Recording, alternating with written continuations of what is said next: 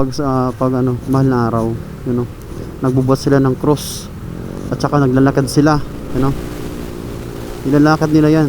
Tapos ang ginagawa nila, bawat simbahan, laki, magbigat yan, bawat simbahan dinadaanan nila, hihinto sila, tapos magpapanata sila. Ganun ginagawa nila, diba? Marami yan dito sa Pampanga. Yun yung tradisyon. Sobrang bigat nun, ha. Ang laki, grabe.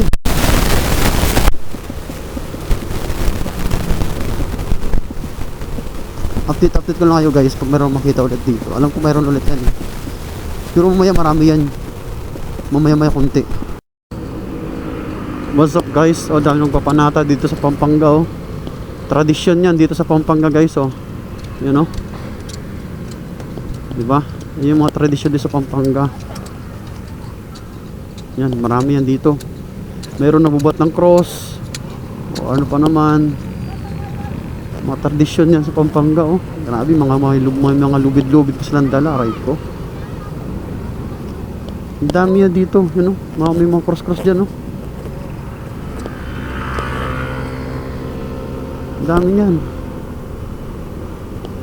Tradisyon sa Pampanga yan dito pag mahal na araw, diba? Yun, no, dami man, no, yun, no, nagbubuhat ng cross, oh.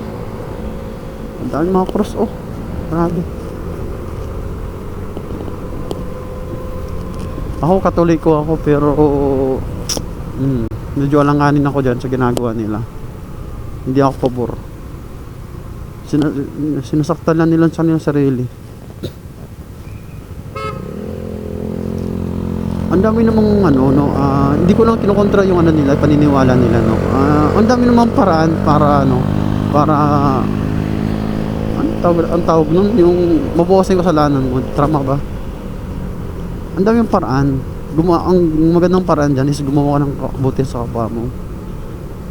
Huwag ka man lamang ng kapwa mo, huwag ka man lamang ng tao para sa pansarili mong interest ba. Yun yung dapat. Pero wala tayong magagawa. Yun yung paniniwala nila, eh. Pero para sa akin, di ako sang-ayon dyan. Ginagaya nila yung sakripisyo ni Jesus Christ, diba?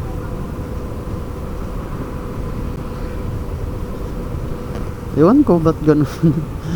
Wala akong idea bakit ginagawa nila yan, yung mga ganun. Ang dami naman paraan, eh. Kung gusto mo talaga na kung gusto mo talaga na mabawas yung kasalanan mo, yun lang, gumawa ka ng kabutihan sa kapwa mo, yun lang. Wala nang iba. Hindi pa masakta yung sarili mo at hindi ka pa mapapagod sa pagbubuhat ng mga cross na yan. Marami yan di sa Pampanga talaga, totally. Ang dami mga ganyan nagpipinitensya. Ayun guys, papasok natin sa trabaho natin. Kahit mahal na araw, pumapasok pa rin sa trabaho, di ba? Saan ka pa? Ay ko. O ito, mayroon pa dito, oh. Ano naman yan, mayroon pa dito. Yun, oh. Ang dami, oh. Yun, oh. Nagbubuhat ng cross, oh. Ay, lupit naman, oh. Diba? Nagbubuhat ng cross. Ang dami niyan. Yun, oh. Ay, Diyos ko.